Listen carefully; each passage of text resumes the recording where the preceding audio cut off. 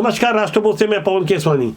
छत्तीसगढ़ में भारतीय जनता पार्टी की सरकार कैसे चल रही है, इस बारे में आम जनता में खासी चर्चा होती है। यह गहराई से समझने की कोशिश की जाती है कि बदले हुए हालात में जब नए मंत्रिमंडल का गठन दिसंबर 2023 में हुआ था, जब 7 नए चेहरों को मौका दिया गया था, उसी तर्ज पर जब किरण सिंहदेव को प्रदेश भाजपा का अध्यक्ष बनाया गया था और दूसरी बार जब वो 17 जनवरी को दोबारा प्रदेश अध्यक्ष बने, तो वहां से यह संदेश और ज्यादा स्पष्ट हो गया कि नए प्रयोगों के लिए जाने जाने वाली भारतीय जनता पार्टी के लिए नए लोगों को मौका देने का जो सिलसिला है अभी थमा नहीं है। इंतजार हो रहा था नई कार्यकारिणी का, अब और तब नई कार्यकारिणी बनेगी, नए पदाधिकारी आएंगे, लेकिन 4 महीना हो गया, सूची लगभग बनकर तैयार है, लेकिन घोषणा बाकी है। 4 महीने के बाद ये घोषणा कब होगी, इसकी तारीखें ठीक तो कोई नहीं बता पाएगा, लेकिन बदले हुए हालात में बदले हुए तेवर काफी कुछ बता रहे हैं कि भारतीय जनता पार्टी के अंदर खाने बहुत कुछ चल रहा है। फिलहाल मंत्रिमंडल का मामला भी लंबित है, उसके लिए भी तारीखें तय कर दी गई थी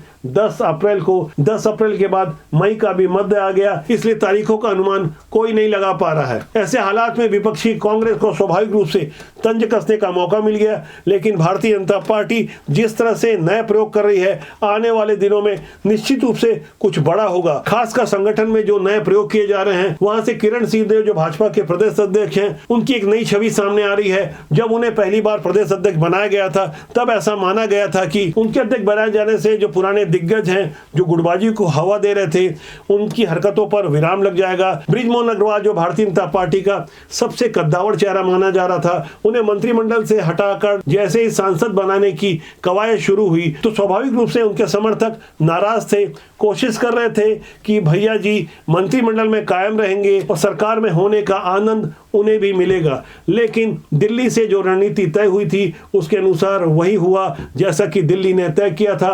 बृजमोहन अग्रवाल को मंत्रिमंडल से अलग कर सांसद बनाया गया। दरअसल यहां से दिल्ली ने एक बड़ा संदेश देने की कोशिश की और वहां सफलता भी मिली कि अब वही होगा जो कि संगठन लाइन में होना चाहिए, किसी एक गुट की नहीं चलेगी और जो गुटबाजी को हवा देगा उसकी भी खबर ली जाएगी। ऐसे हालात में समय बदला और एक संदेश निकल कर आया कि नए मंत्रिमंडल में किरण सिंहदेव को मौका मिलेगा, लेकिन 17 जनवरी को वही हुआ जैसा कि दिल्ली के रणनीतिकार चाहते थे।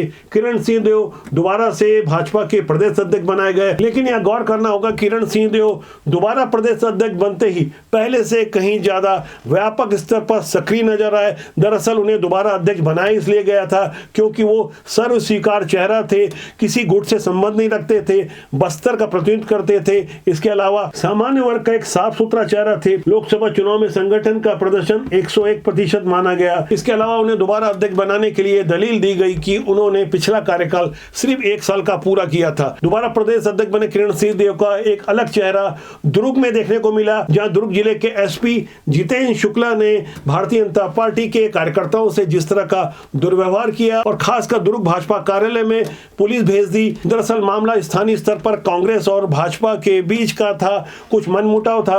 भारतीय जनता पार्टी के कुछ अति उत्साही युवा मोर्चा के कार्यकर्ता कांग्रेस के कार्यालय पहुंच गए, वहां जाकर उन्होंने कुछ प्रदर्शन किया और वहां से कुछ वीडियो चलकर आता है। इसी वीडियो के आधार पर जितेंद्र शुक्ला ने दुर्ग भाजपा कार्यालय में पुलिस भेज दी। यहां से दुर्ग के स्थानीय नेताओं ने जैसे ये जानकारी संगठन प्रमुख किरण सिंहदेव को दी और किरण सिंहदेव ने इसके बाद जब जितेंद्र शुक्ला से बात की, तब प्रदेश अध्यक्ष को यकीन हो गया कि पुलिस कप्तान की हरकत सही नहीं है। उसके बाद वही हुआ जिसकी की आशंका थी। फौरन रायपुर से एक ऑर्डर चलता है और जितेंद्र शुक्ला की बदली हो जाती, उनका ट्रांसफर जगदलपुर के बटालियन में हो गया, वही जगदलपुर जहां से किरण सिंहदेव इस वक्त विधायक हैं। सिर्फ जगदलपुर कहना सही नहीं होगा, दरअसल किरण सिंहदेव उस बस्तर से आते हैं जहां से कांग्रेस ने भी अपना प्रदेश अध्यक्ष बस्तर से बनाया है। भारतीय जनता पार्टी कहीं ना कहीं बस्तर के लिए संदेश देना चाहती है कि उनके लिए बस्तर की जगह खास है। फिलहाल बस्तर संभाग से सिर्फ एक ही मंत्री बनाया गया है, रायपुर संभाग से भी एक ही मंत्री है, बिलासपुर संभाग से 3, सरगुजा से 4 और दुर्ग से 2 हैं।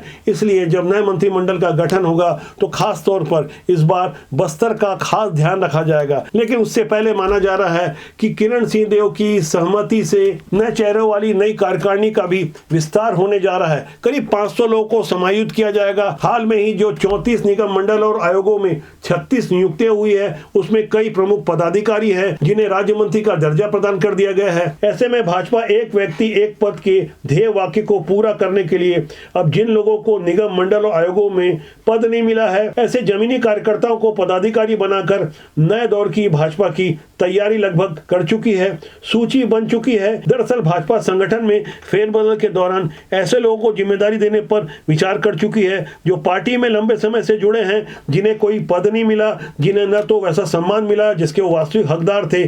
साथ ही समय समय पर ऐसे लोग पार्टी के विभिन्न समिति के सदस्य व अन्य छोटे छोटे पदों पर तो रहे, लेकिन उनकी उपयोगिता मंडल और जिले से आगे नहीं आ सकी। ऐसे लोगों को संगठन में प्रमुख जिम्मेदारी देने का मन बनाया जा चुका है। सत्ता किसी भी दल की हो, गुटबाजी ना हो, इस बात से इंकार नहीं किया जा सकता। वो अलग बात है कि जब भी मीडिया इस बारे में प्रश्न करती है तो संगठन के रणनीतिकार साफ तौर पर बड़ा ही डिप्लोमेटिक जवाब देते हैं कि हमारे यहाँ कोई गुटबाजी नहीं है। लेकिन सत्ता के साथ गुटबाजी की गंदगी कहीं ना कहीं संगठन को कमजोर करती है। अवसर से जुड़ी हुई ऐसी राजनीति को अब आम जनता भी खूब समझने लगी है। साफ सुथरे लोग राजनीति में आने से इसलिए बचते हैं, लेकिन हमारा मानना है राजनीति बुरी नहीं होती, उसमें काम करने लोग अच्छे या बुरे होते हैं। इसलिए अच्छे लोगों को राजनीति में आना चाहिए। देश और समाज की भलाई के लिए अच्छे लोगों को प्रमोट भी करना चाहिए। तो आज के लिए इतना ही। मेरा आपसे आग्रह कि चैनल को देखें, लाइक करें, शेयर करें, सब्सक्राइब करें। बहुत जल्दी मैं आपसे किसी नए और खास मुद्दे के साथ मिलने वाला हूं। नमस्कार।